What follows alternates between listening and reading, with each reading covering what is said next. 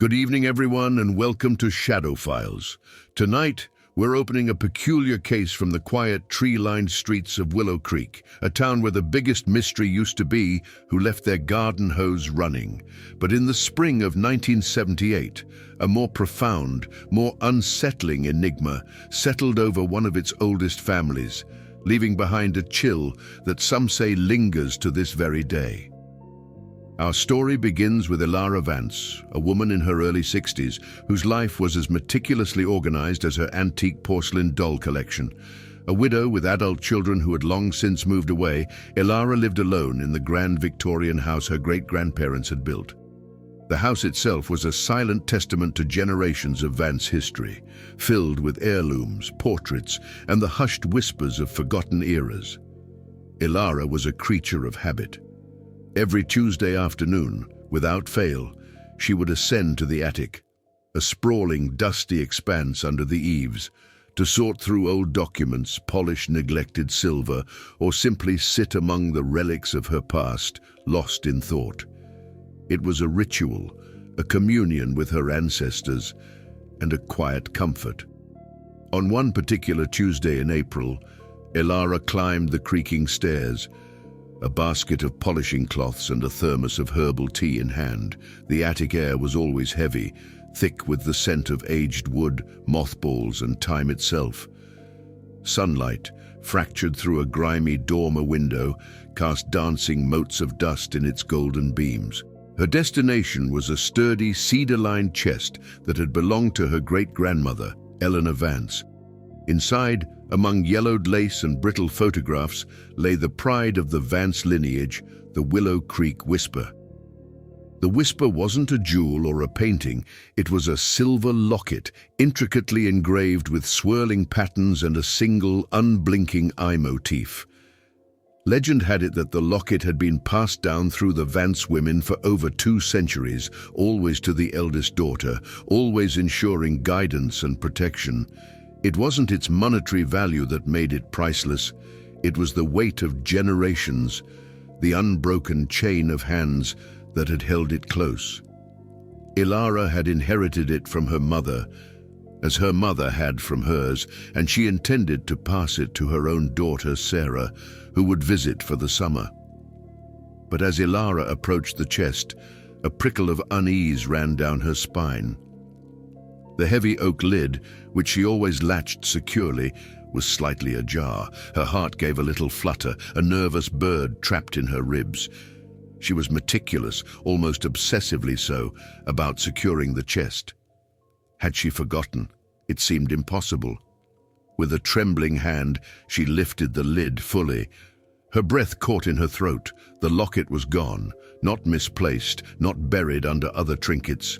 The velvet indentation where it should have rested was empty. Elara's mind, usually a calm, orderly archive of memories, spun into chaos. She sifted through the chest, then through other nearby boxes, her movements becoming increasingly frantic. She searched under forgotten rugs, behind antique trunks, in every conceivable nook and cranny of the vast attic. Hours passed. The sun began to dip, painting the dormer window in hues of orange and violet.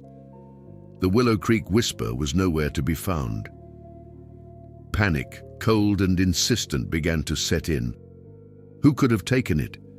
There were no signs of forced entry anywhere in the house. The windows were locked, the back door bolted. Elara lived alone. Her children rarely visited the attic, and certainly not without her knowledge. The thought of a thief, unseen and unheard, moving through her cherished home was terrifying. She called the local sheriff, a kind elderly man named Miller, who had known Elara her whole life. He arrived promptly, surveyed the immaculate house, the untouched locks, the absence of any disturbance beyond the open chest. He scratched his head. "Elara," he said gently, "are you absolutely certain you put it back in there last time?" "Sheriff," she replied, her voice firm despite its tremor, "I have never, in 62 years, forgotten to secure that locket. It is my great-grandmother Eleanor's. It holds too much meaning. Sheriff Miller conducted a thorough search, but found nothing. No fingerprints, no footprints, no indication that anyone other than Elara had been in that attic. The case was filed under unexplained disappearance. The following weeks were a torment for Elara. She became withdrawn, haunted by the void in the cedar chest. Sleep offered no escape. She dreamt of the locket, shimmering just out of reach. The silence of the house, once a comfort, now felt heavy, pregnant with unanswered questions. Then, about 3 months after the locket's disappearance, something new began to happen. Small, inexplicable things. Elara would find a book moved from its usual spot on a shelf to a side table. A teacup would be in the wrong cupboard. A single faded photograph, usually tucked away in a drawer, would be found face down on her bedside table. Nothing valuable, just subtle displacements that whispered of an unseen presence. Elara, a woman of staunch practicality, initially dismissed them. Forgetfulness, she told herself, the eccentricities of old age. But the frequency increased, and the objects chosen seemed personal. The photograph, for instance, was of her as a young girl, standing beside her mother, who was wearing the Willow Creek whisper. One evening, as Elara was preparing for bed, she heard it, a faint, almost imperceptible sound from the attic. A soft scraping, like something being dragged across the floorboards. Her heart hammered. She grabbed the heavy poker from beside the fireplace and slowly, fearfully, ascended the attic stairs. The attic was dark, save for the weak moonlight filtering through the dormer. The air was colder than usual. Elara stood for a long moment, listening, poker clutched tightly. Nothing. Just the house settling, she thought, trying to calm her racing pulse. As she turned to leave, a glint of silver caught her eye. It was lying on a dusty stack of newspapers, half hidden beneath a forgotten shawl, the Willow Creek whisper. Elara gasped, her hand flying to her mouth. It was unmistakable, the intricate engraving, the single, unblinking eye. It lay there, as if placed deliberately, waiting to be found. She rushed forward, snatched it up and held it tightly. It was cold to the touch, but as her fingers closed around it, she noticed something new. Tucked beneath the locket on the very top newspaper was a single, tiny, withered flower petal. A forget-me-not. Elara's mind reeled. The locket was back, but how? And who? Her house had remained locked. No one had been there. And the forget-me-not. Suddenly, a memory surfaced, sharp and clear despite the decades. A childhood memory. Her great-grandmother Eleanor, the original owner of the cedar chest, had loved forget-me-nots. She had pressed them into her diary, worn them in her hair. Elara remembered her mother telling her that Eleanor believed forget-me-nots were a symbol of memory, a gentle reminder not to forget the past. Elara looked around the attic, her gaze lingering on the cedar chest, then sweeping across the dusty relics.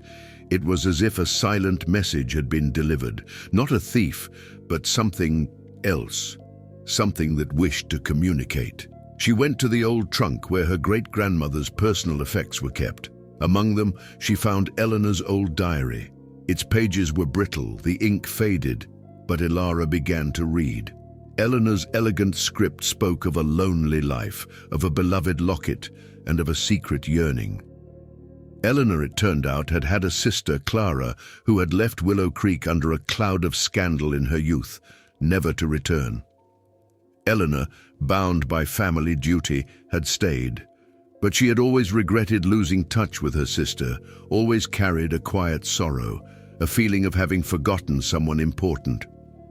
In her diary, she often spoke of the locket as a connection, a way to remember those she loved, even those far away. The missing locket, the subtle movements of objects, the photograph of Elara and her mother wearing the locket, and finally, the forget-me-not. It wasn't a warning, Elara realized. It was a plea, a gentle, insistent nudge from the past. reminding her of a forgotten connection, a story unfulfilled. Elara Vance, a woman who had meticulously kept her family's history, had overlooked one crucial detail: a forgotten sister, a family tie left untended. The locket, the whisper, had returned not to mock her, but to whisper a forgotten truth. Elara spent the next few months delving into her great-grandmother's past, searching old records, contacting distant relatives. She eventually pieced together Clara's story, a life lived far from Willow Creek, but one filled with its own quiet joys and sorrows. Elara found Clara's descendants, distant cousins she never knew she had, and began to weave new threads into the Vance family tapestry. The locket never vanished again. But sometimes, Elara would still find a small, faded forget-me-not tucked into a book she was reading or lying beside a family photograph. A gentle echo from the past, a silent reminder that some mysteries aren't about what's lost, but what's been forgotten, waiting patiently in the shadows, ready to be remembered. And that, viewers, is a shadow file that leaves us with more than just chills. It leaves us with the profound realization that sometimes the greatest mysteries are not out there, but woven into the very fabric of our own histories, waiting for a gentle whisper to guide us back to the truth.